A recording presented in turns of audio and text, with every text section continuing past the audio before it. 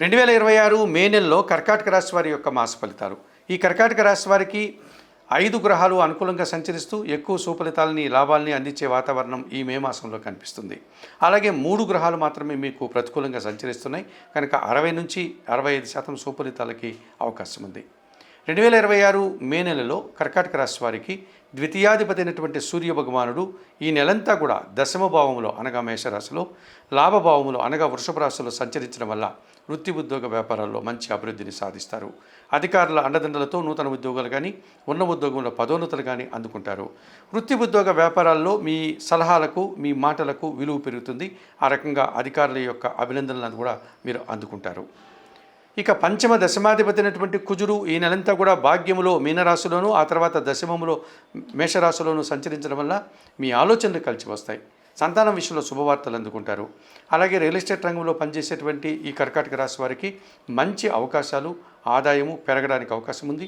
నూతన భూములు కానీ వాహనాలు కానీ కొనుగోలు చేసే పరిస్థితి మీకు కనిపిస్తుంది.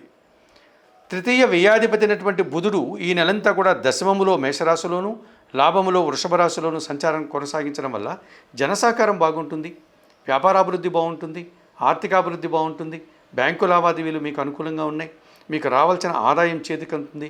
ఈ రకంగా ఆర్థికంగా బలపడేటువంటి మాసంగా ఈ మాసాన్ని మీరు చెప్పుకోవచ్చు.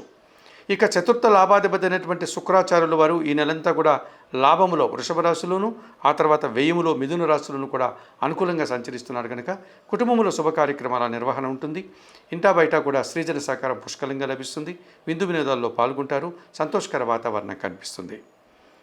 అలాగే సప్తమ అష్టమాధిపతి అయినటువంటి శని భగవానుడు ఈ నెలంతా భాగ్యములో మీనరాశిలో సంచారం కొనసాగించడం వల్ల జీవిత భాగస్వామి సహకారం బాగుంటుంది, వ్యాపార భాగస్వాముల సహకారం బాగుంటుంది, జన సంబంధాలు పెరుగుతాయి, వృత్తి ఉద్యోగ వ్యాపారాల్లో అభివృద్ధిని సాధిస్తారు, పనివారి సహకారంతో ఇంట బయట చాలా పనులు పూర్తి చేసుకోగలుగుతారు.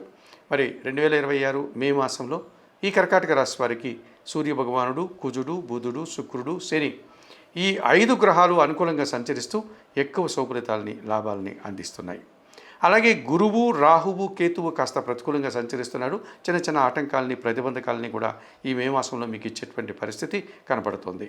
2026 మే మాసంలో షష్ఠ భాగ్యాధిపతి అయినటువంటి గురువు ఈ నెలంతా కూడా వ్యయములో మిథున రాశిలో సంచరించడం వల్ల కొన్ని సందర్భాల్లో మీరు పోటీ ప్రపంచంలో వెనకడుగు వేస్తారు. విద్యార్థులకు అనుకున్నంతగా ఫలితాలు అనగా రిజల్ట్స్ రాదు. అలాగే వృత్తి ఉద్యోగ వ్యాపారాల్లో పనిభారము, శ్రమ అధికమవుతుంది. శారీరకమైన శ్రమను కూడా మీరు ఎదుర్కోవాల్సి ఉంటుంది. ఇక అష్టమములో అనగా కుంభరాశిలో రాహు సంచారం ఉంది. ఈ నెలంతా కూడా అలాగే కొనసాగుతుంది.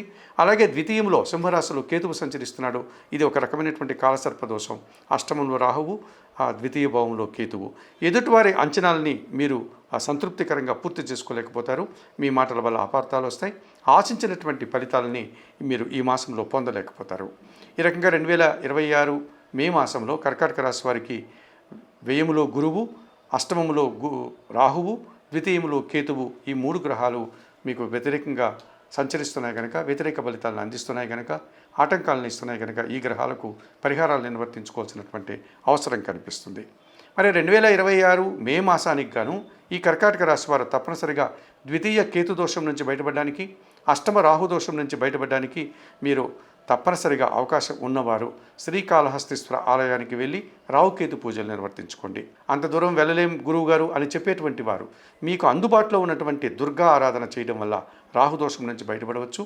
మీరు కుటుంబంలోనే స్వయంగా గణపతి ఆరాధన, నిత్య గణపతి ఆరాధన చేసుకోవడం వల్ల ఈ కేతు దోషం నుంచి బయటపడడానికి కూడా అవకాశం కనిపిస్తుంది. అలాగే 3 పిడికల మినుములు, 3 పిడికల ఉలవలను మీరు గోవులకి బాగా నానబెట్టి అందులో కాస్త బెల్లం కలిపి ఆహారంగా అందించడం వల్ల కూడా ఈ రాహుకేతు దోషం నుంచి మీరు బయటపడడానికి అవకాశం ఉంటుంది. ఇక మీకు వ్యయములో గురువు సంచారం ఉంది. తప్పనిసరిగా గురు సంబంధమైనటువంటి ఆలయాలకు వెళ్ళండి. ఉదాహరణకు మనకు దక్షిణామూర్తి ఆలయం కానీ లేకపోతే హయగ్రీవ స్వామి ఆలయానికి కానీ వెళ్ళి అక్కడ ఉన్నటువంటి గురుదేవులను సందర్శించి వారికి నమస్కరించుకోండి. శనగలను నైవేద్య సమర్పణ చేయండి. ఈ రకంగా చేయడం వల్ల 2026 మే మాసంలో కర్కాటక రాశి వారు మరింతగా మంచి ఫలితాలను పొందగలుగుతారు.